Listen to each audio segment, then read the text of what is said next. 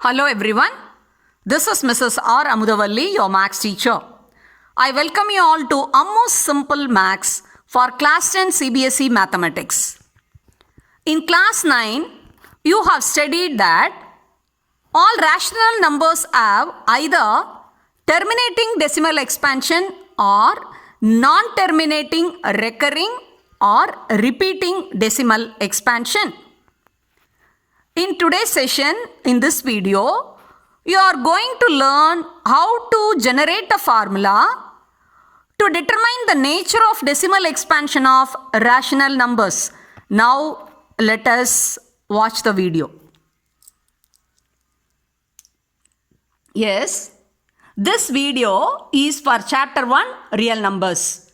Okay, here I have listed down few terminating decimals. I hope you all know what you mean by terminating. That means the decimal numbers whose decimal numbers ended up with finite number of places are called terminating decimals. In the first example, there is 1 decimal place, then 2 decimal place, here 3 decimal place, here 5 decimal place, here 4 decimal places. So they are all having finite number of decimal places. They got terminated, they got ended up. So they are called terminating decimals. Okay. Now, you all know what do you mean by decimals. Decimals can be defined as decimal fractions whose denominators are powers of 10, 100, 1000, like that it goes. That means they are all powers of 10. Okay.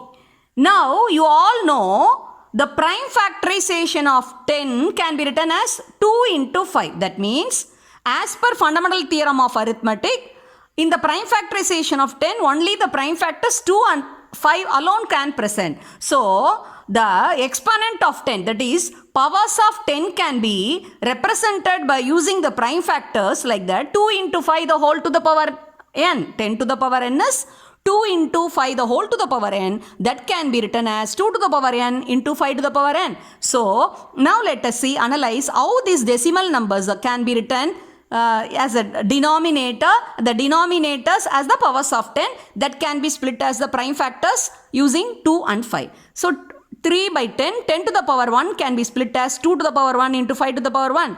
It has 2 decimal place, the denominator is 100, that is 10 square, it can be written as 2 square into 5 squared.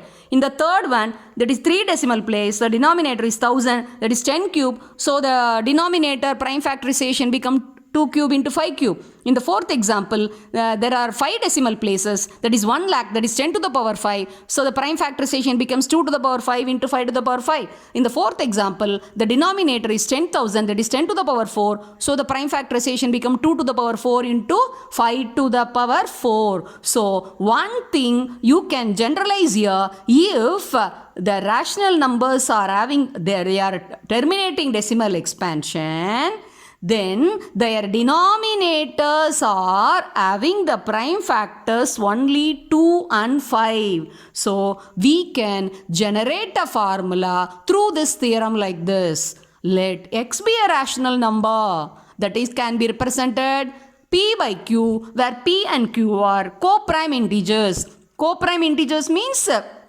they will not be having any common factor, any other common factor other than 1. So, P and Q will be in their simplest form, that is in the lowest form. So, then the prime factorization of the denominator Q will be of the form 2 to the power m into 5 to the power n. This is the formula for determining the decimal expansion of rational numbers. So, you have to check the denominator. Denominator's prime factorization must be of the form 2 to the power m into 5 to the power n, where the powers m and n are non-negative integers. What do you mean by non-negative integers?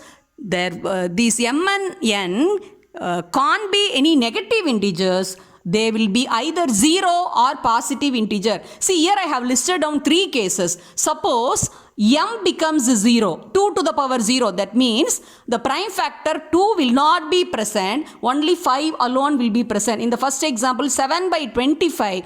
So here 2 is not present, only prime factor 5 is present, that is 5 square. So this is one chance. So 2 will not be present, only 5 will be present in the denominator. In the second case, 3 by 4. 4 is nothing but 2 square. So here n is becoming 0, 5 to the power 0. So that means 5 is not present, only the prime factor 2 alone present. In the third case, 11 by 100, 100 can be split as 2 square into 5 square. So here both the prime factors 2 and 5 both are present here. So 2 to the power m into 5 to the power n means in the rational numbers denominator, that is the q, the prime factorization, only the prime factor 2 alone can be present, or only 5 alone can be present, or both the prime factors 2 and 5 also can be present.